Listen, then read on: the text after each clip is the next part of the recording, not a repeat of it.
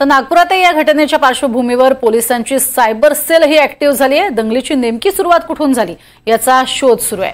तर 1,500 social media accounts पोलिसांच्या रडारवर आहेत। 50 आक्षेपार्ह व्हिडिओ आणि सुमारे 150 आक्षेपार्ह पोस्ट आयडेंटिफाय केलेत। या आक्षेपार्ह पोस्ट आणि व्हिडिओ समाज माध्यमांवर टाकणाऱ्यांविरोधात कारवाई केली जाणार आहे। तसंच महाल परिसरातील शाळा, कॉलेजेस आणि रस्ते हे आज बंद असणार आहेत।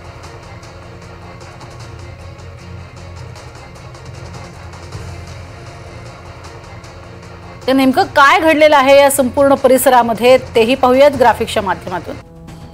छत्रपती संभाजीनगरमधील औरंगजेबाची कबर हटवण्यासाठी नागपुरातील हिंदुत्ववादी संघटना आक्रमक झाल्या। औरंगजेबाची कबर काढून टाकावी यासाठी महाल परिसरातील शिवरायांच्या पुतळ्याजवळ विश्व हिंदू परिषद आणि बजरंग दलाचं आंदोलन झालं। तर आंदोलनादरम्यान विश्व हिंदू परिषदेनं भाषणानंतर औरंगजेबाचा प्रतिकात्मक पुतळा जाळला। तर सोशल मीडियावरती अफवांचं प्रचंड लोण पसरलं आणि एक समाज आक्रमक झाला। तर छत्रपती शिवाजी महाराज पुतळ्याजवळ दुपारी 1च्या सुमारास एका समाजाचा जमाव एकवटला। पोलिसांनी हस्तक्षेप करत 2 समाजातील तरुणांमध्ये समेट घडवली आणि वातावरण तात्पुरतं शांत केलं। तर संध्याकाळी इफ्तारनंतर काही लोक बाहेर फिरायला आल्यानंतर पुन्हा घोषणाबाजी झाली आणि त्यानंतर दोन्ही गट आमने-सामने आले।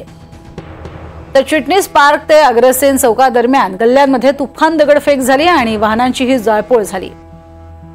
तर संतप्त जमावाकडनं पोलिसांवरही हल्ला करण्यात आला। यात काही पोलीस जखमी झाले।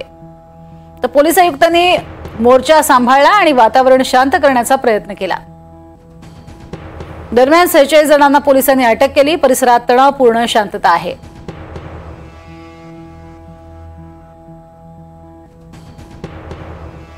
तर नागपुरातल्या हिंसाचाराच्या या घटनेनंतर कुठे कुठे संचारबंदी लागू करण्यात आली आहे तेही पाहूयात। तर कोतवाली, गणेशपेठ तहसील, लकडगंज आणि पाचपावली इथे संचारबंदी लागू केली आहे। शांतीनगर, नंदनवन, इमामवाडा, यशोधरा नगर, कपिल नगर इथे ही संचारबंदी लागू आहे।